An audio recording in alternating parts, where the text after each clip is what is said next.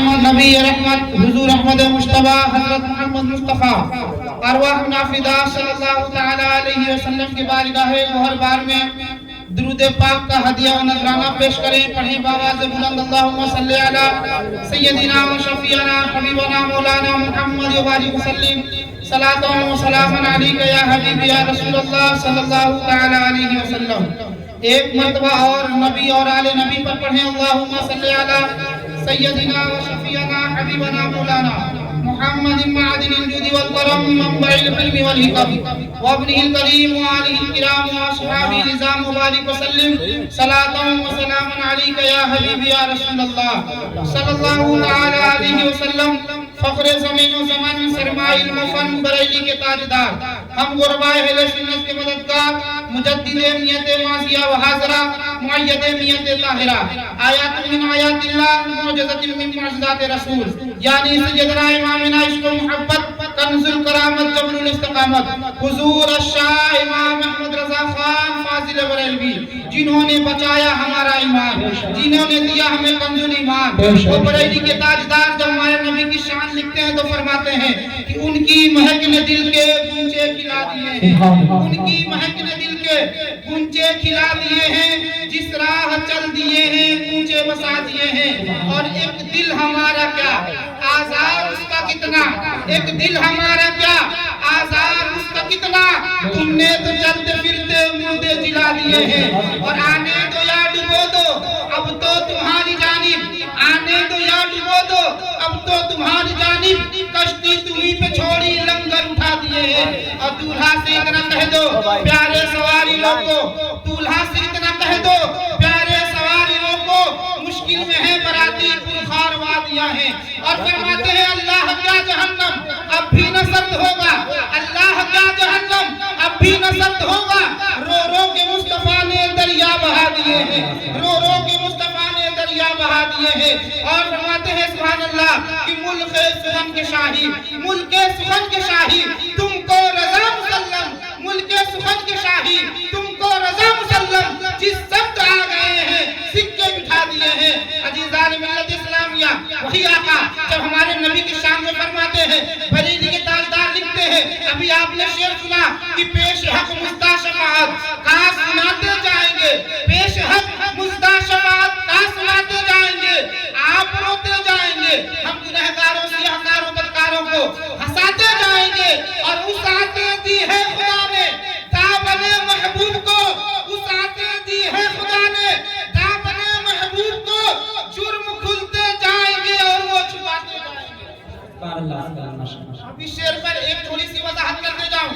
جب ہم نام لیتے ہیں نبی کی شفاعت کا, جب ہم نام لیتے ہیں نبی ہماری مغفرت کروائیں گے, جب ہم نام لیتے ہیں نبی ہماری شفاعت کرائیں گے, تو یہ وہابی فکر کے لوگ, دیوبندی فکر کے لوگ, چکراروی فکر کے لوگ جو نبی کی شان کو گستاخیاں کرتے ہیں, وہابی دیوبندی کہتے ہوئے نظر آتے ہیں معاذ اللہ سرکار معاذ اللہ کہ تمہارے نبی کا دامن کتنا بڑا ہے, تمہارے نبی کا دامن کتنا چوڑا ہے, کس کو چھپائیں گے. ہندوستان میں گناہگار الگ ہے, پاکستان میں الگ ہے, ادھر الگ ہے ادھر الگ ہے, یعنی پوری دنیا میں نہ جانے کتنے گنہگار ہیں, کس کو تمہارے نبی شفاعت کروائیں گے معاذ اللہ. ان کا یہ اعتراض ہے. تو آئیے میں آپ کو بتا دوں, کتابیں لاکھوں ہیں, ہزاروں دلیلیں علماء نے دی ہیں, اور علماء آپ کو بتا رہے ہیں, بتاتے رہیں گے, مگر آؤ میں عشق کا جواب دیتے جاؤں.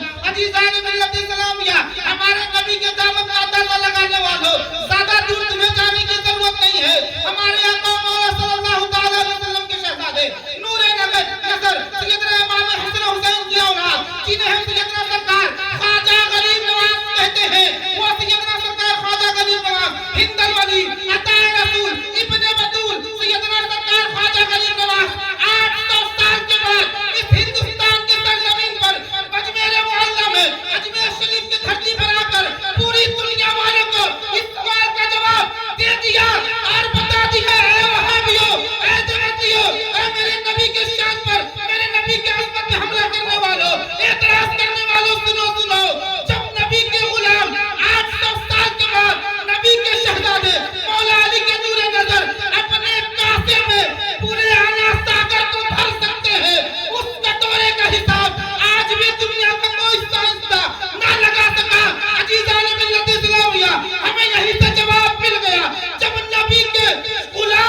نبی کے شہزادے 8 سال کے بعد اپنے کٹورے میں پورے اناج ساگر کو بھر سکتے ہیں بلا تشبیہ و بلا تمثیل. پوری دنیا کے مسلمانوں کو، تمام گنہگاروں کو ہمارے نبی اپنی شفاعت سے جنت میں داخل کریں. وسعتیں دی ہے خدا نے دامن محبوب کو. اللہ یا رسول زندہ آباد زندہ آباد اللہ اکبر یا رسول اللہ. وسعتیں دی ہے خدا نے دامن محبوب کو. جرم کھلتے جائیں گے اور وہ چھپاتے جائیں گے. وہ تو انشاءاللہ ہم ابھی محسوس کر رہے ہیں، وہاں دیکھیں گے الحمدللہ. ایک مرتبہ اور درود پاک پڑھیں. اللہم صلی علی سیدنا و شفیعنا حبیبنا مولانا محمد بارک وسلم صلاۃ و سلام علیک یا حبیب یا رسول اللہ صلی اللہ تعالی علیہ وسلم. میں نے 2 آیتیں کریمہ کی تلاوت کا شرف حاصل کیا. بس تھوڑی دیر دونوں آیتوں پہ گفتگو کروں گا، اس کے بعد ہمارے حضرت تقریر کریں گے. پہلی آیت ان کنتم تحبون اللہ فاتبعونی یحببکم اللہ. انشاءاللہ اس کو آخر میں بیان کیا جائے گا. اس کے بعد میں نے پڑھا فانکحوا ما طاب لکم من النساء مثنی وثلاث ورباع فإن خفتم الا تعدلوا فواحدا. محترم سامعین کرام، آپ کو معلوم ہوگا یہ جو محفل شادی خانہ آبادی کے موقع پر رکھی گئی ہے اور بڑے خوش نصیب ہیں ہم سنی اہل سنت والجماعت کہ اپنے گھروں کے ہر محافل کو ہم اپنے شکرانے کو اللہ ہر نعمت کے ملنے پر اگر کسی چیز کا اہتمام کرتے ہیں تو میلاد شریف اور الحمدللہ میلاد مصطفیٰ صلی اللہ تعالی علیہ وسلم بھی ہمارے قسمت ہے. ایک شاعر کہتا ہے کہ سرکار دو عالم کس نا کون کرے گا، سرکار دو عالم کس نا کون کرے گا، کہ سرکار دو عالم کی ثنا کون کرے گا، حسنا کون کرے گا، کس سرکار دو عالم کی ثنا کون کرے گا. ارے سنی نہ کریں گے تو بھلا کون کرے گا، سنی نہ کریں گے تو بھلا کون کرے گا. اللہ تبارک و تعالیٰ قرآن مقدس میں ارشاد فرماتا ہے فانکحوا ما طاب لکم من النساء مثنی وثلاث ورباع فإن خفتم الا تعدلوا فواحدا. اے ایمان والو، جو تمہیں پسند آئے عورتیں تم سے نکاح کرو 2 سے 3 سے 4 سے. اب کو یہ نہ سوچ لے کہ قرآن مقدس میں حکم آ گیا 4 سے 2 سے 3 سے نکاح کرنے کا تو بس کرنا شروع کر دیا جائے. نہیں، بلکہ اس آیت کو سمجھنے کی ضرورت ہے. اللہ رب العزت فرماتا ہے 2 سے نکاح کرو، 3 سے نکاح کرو، 4 سے کر سکتے ہو. مگر آگے اللہ رب العزت فرماتا فَإِنْ خِفْتُمْ أَلَّا تَعْدِلُوا فَوَاحِدًا. اگر تم ڈرو کہ ان کے ساتھ یعنی 2 3 4 کے ساتھ تم نکاح تو کر لو گے، لیکن ڈرو کہ ان کے ساتھ برابری نہیں کر سکتے، ان کے حقوق کو ادا نہیں کر سکتے، صحیح طریقے سے ان کی پرورش نہیں کر سکتے، تو اللہ رب العزت فرماتا ہے فَإِنْ خِفْتُمْ أَلَّا تَعْدِلُوا فَوَاحِدًا. ایک سے نکاح کرو اور اس کے حقوق کو صحیح طریقے سے ادا کرو. یہ آیت مبارکہ ہمارے آقا مولا صلی اللہ علیہ وسلم فرماتے ہیں تنکح المرأة لأربعین لمالها ولحسبها ولنسبها ولدینها فاظفر بذات الدین. آقا فرماتے ہیں 4 وجہوں سے کسی عورت سے نکاح کرنا. حدیث شریف وہ قرآن شریف کی آیت، یہ حدیث شریف. میرے آقا فرماتے ہیں کہ 4 وجہوں سے نکاح کرو. میرے آقا فرماتے ہیں لمالها مالدار عورت سے نکاح کرو، ولی جمالها خوبصورت عورت سے نکاح کرو، ولی حسبها اچھے خاندان میں نکاح کرو. پھر فرماتے ہیں ولی دینها اور دیندار عورت سے نکاح کرو. عزیزان ملت اسلامیہ، بخاری شریف کی ایک اور حدیث شریف ہے، میں بتا دوں.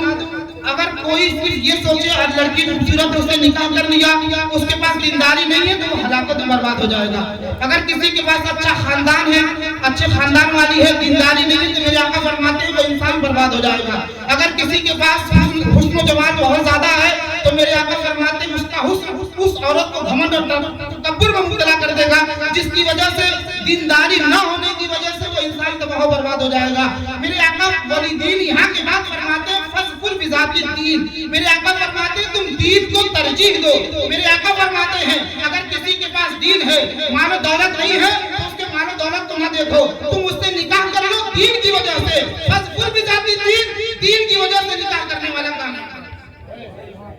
دین کی وجہ سے نکاح کرنے والا کام کامیاب ہے۔ پھر میرے آقا فرماتے ہیں، علماء نے اس کی تشریح فرمائی ہے، بہت سے لوگ خالی مالداری دیکھتے ہیں تو مالداری یہودیوں کا طریقہ ہے، بہت سے لوگ خوبصورتی دیکھتے ہیں، خوبصورتی دیکھنا یہ نصرانیوں کا طریقہ ہے اور نبی کے غلاموں کا جو طریقہ ہے۔ میرے آقا فرماتے ہیں اگرچہ کوئی لڑکی سانولی ہی کیوں نہ ہو، اگر دیندار ہے، میرے آقا فرماتے تم اس سے نکاح کر لو، اللہ اتنی برکت عطا فرمائے گا کہ تمہیں بھی مالدار کر دے گا، تمہارے گھر والوں بھی فضفر بھی ذات الدین۔ بہت سے لوگ ہمارے نوجوان معاشرے میں یہ بھی ہے کہ سوچتے ہیں کہ ہم کامیاب ہو جائیں گے، اچھا پیسہ کمانے لگیں گے، نوکری لگ جائے گی اور اچھا گاڑی خرید لیں گے، گھر بنا لیں گے، تب نکاح کریں گے۔ میرے آقا فرماتے تم غریب ہو، نکاح کر لو، اللہ تمہیں امیر بنا دے گا۔ غریب ہو، نکاح کر لو، اللہ تمہیں امیر بنا دے گا۔ پھر میرے آقا فرماتے ہیں جگہ النکاح نصف الایمان، نکاح آدھا ایمان ہے۔ میرے آقا فرماتے ہیں آدھا ایمان، نکاح کے اندر آدھا ایمان رکھا گیا ہے۔ اچھا نکاح کی اتنی ترجیح کیوں دی جا رہی ہے، نکاح پہ اتنا زیادہ زور کیوں دیا جا رہا ہے؟ اس میں کئی وجوہات ہیں۔ کچھ وجوہات یہ بھی ہے کہ اگر کوئی انسان نکاح کرے گا تو گناہوں سے دور ہوگا اور ہمارے نبی کریم صلی اللہ تعالیٰ علیہ وسلم کی امت میں اضافہ ہوگا۔ اسی لیے ہمارے آقا مولا صلی اللہ تعالیٰ علیہ وسلم نے نکاح میں بڑی ترجیح دی ہے۔ ایک صحابی رسول تھے حضرت جلیبیب رضی اللہ تعالیٰ عنہ، چھوٹا سا واقعہ سنا دیتا ہوں حدیث شریف کی نظر میں۔ بہت سے لوگ ہیں جو نکاح نہیں کرتے ہیں اور ہمارے معاشرے میں غلط فکر پیدا ہو گئی ہے، ایک سوچ پیدا ہو گئی ہے جس کی وجہ سے آج ہمارا معاشرہ برائیوں کے دلدل میں جاتا ہوا نظر آ رہا ہے، گناہ کرتا ہوا نظر آ رہا ہے۔ ایک روایت ملتی ہے حضرت موسیٰ کلیم اللہ علیہ السلام سے، اور یہ روایت توریت کی روایت ہے۔ فرماتے ہیں اگر کسی کے بچے گناہوں میں ملوث ہو گئے، بالغ ہونے کے بعد گناہوں میں ملوث ہو گئے، انہوں نے گناہ کر لیا، حضرت موسیٰ علیہ السلام فرماتے ہیں توریت شریف کے حوالے سے کہ اگر کسی کے بچے غلطی کرتے ہیں تو اس کا گناہ ان کے والدین کو دیا جاتا ہے۔ وجہ پوچھی گئی تو علماء فرماتے ہیں اس کی وجہ یہ ہوتی ہے کہ صحیح وقت پہ اگر تم اپنے بچوں کا نکاح نہیں کرو گے تو اللہ تبارک و تعالیٰ اگر وہ بچے گناہ میں ملوث ہو گئے تو ان کا گناہ تمہارے سر پہ لا دے گا۔ اسی لیے ہمیں چاہیے کہ نکاح میں جلدی کرنی چاہیے۔ حضرت جلیبیب رضی اللہ تعالیٰ عنہ ہیں، آقا دو عالم صلی اللہ علیہ وسلم کی غلامی میں ہمیشہ رہا کرتے تھے، ہمیشہ میرے آقا کی بارگاہ میں بیٹھا کرتے تھے۔ کہا یا رسول اللہ علیہ السلام، میرے آقا نے ایک بار کہا یا جلیبیب کیا تم نکاح نہیں کرنا چاہتے ہو؟ کہا یا رسول اللہ علیہ السلام مجھ سے کون نکاح کرے گا، میں کلر میں کوئی اچھا نہیں ہوں اور میں کوئی اچھا کاروبار بھی نہیں کرتا ہوں۔ یا رسول اللہ جب تک میں آپ کی بارگاہ میں رہتا ہوں، آپ کی بارگاہ میں جو آتا ہے اسے کھا لیتا ہوں، زندگی گزارتا ہوں۔ میرے آقا مولا صلی اللہ تعالیٰ علیہ وسلم نے کہا ٹھیک ہے کوئی بات نہیں۔ دوسری مرتبہ پھر کبھی محفل لگی، پھر میرے آقا مسکرائے اور آپ نے کہا جلیبیب کیا نکاح نہیں کرنا چاہتے ہو؟ حضرت جلیبیب پھر کہتے یا رسول اللہ علیہ السلام ایسا معاملہ ہے مجھے کون اپنی لڑکی دے گا؟ میرے آقا مسکرائے، پھر کچھ دن معاملہ گزرا، کچھ دنوں کے بعد پھر میرے آقا سوال کرتے ہیں، صحابہ کرام کا انجمن لگا ہوا ہے، صحابہ کرام بیٹھے ہوئے ہیں۔ کہا جلیبیب کیا تم نکاح نہیں کرنا چاہتے ہو؟ کہا یا رسول اللہ علیہ السلام مجھے کون اپنی لڑکی دے گا؟ اتنا کہنا تھا، ہمارے آقا مولا صلی اللہ تعالیٰ علیہ وسلم کا دریائے رحمت جوش میں آتا ہے۔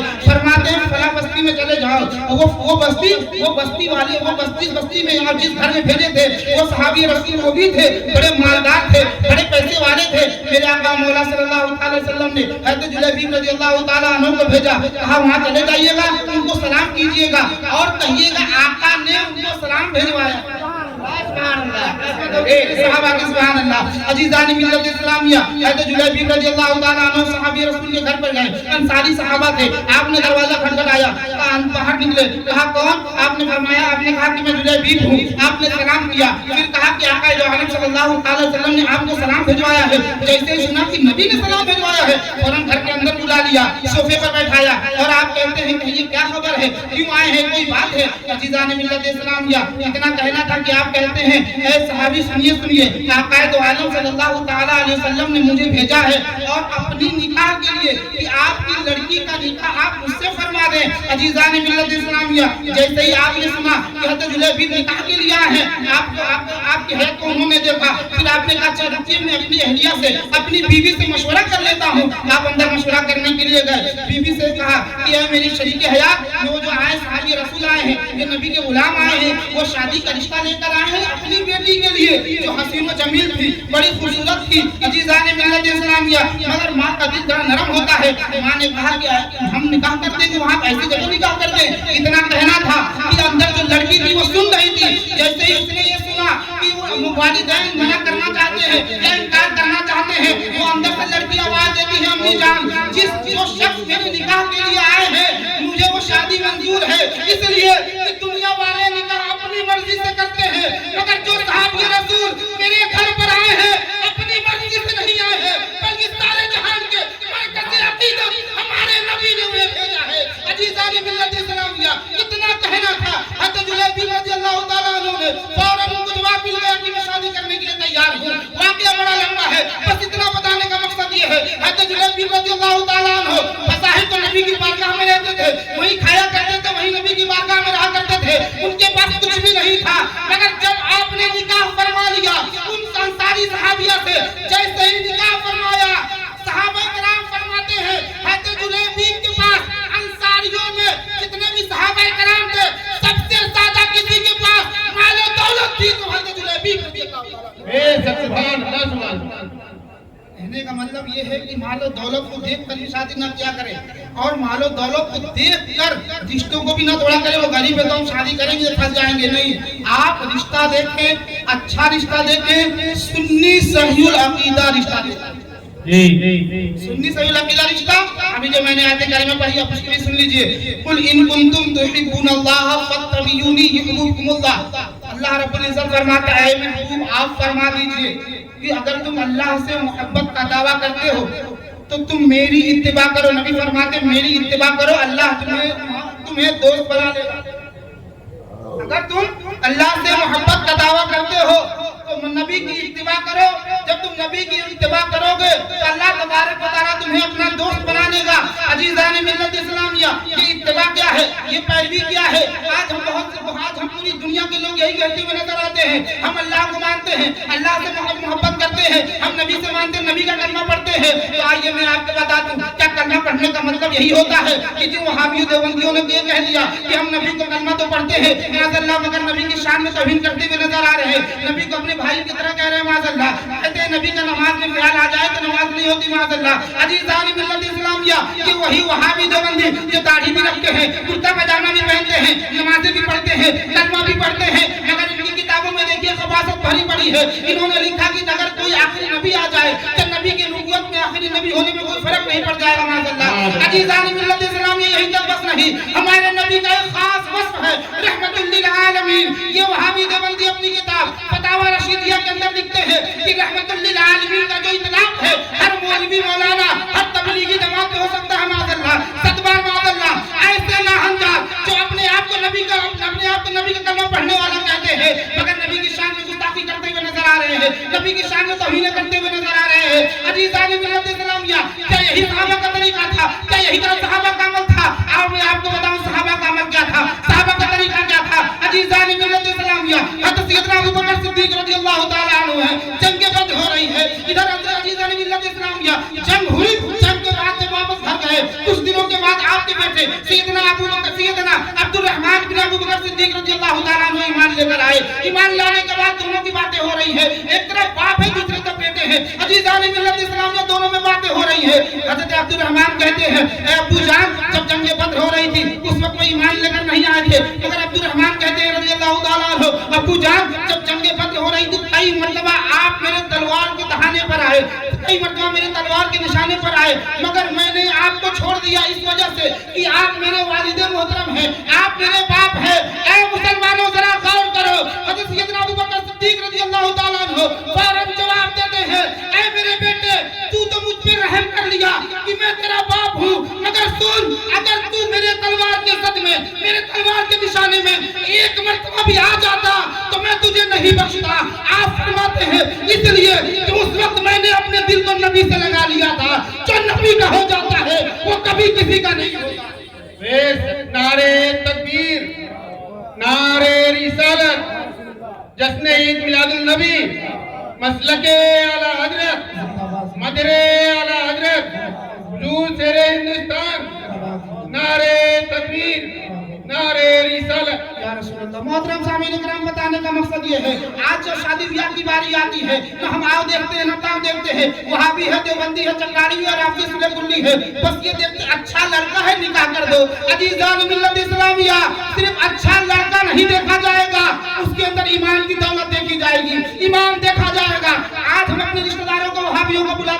چلاتے ہیں کہ جن کے رشتہ دار وہابی ہیں وہ شادی بیاہ میں بلا لیتے ہیں، اپنے گھروں کے فنکشن میں بلا لیتے ہیں، کہتے وہ ہمارا رشتہ دار ہم کیسے چھوڑے؟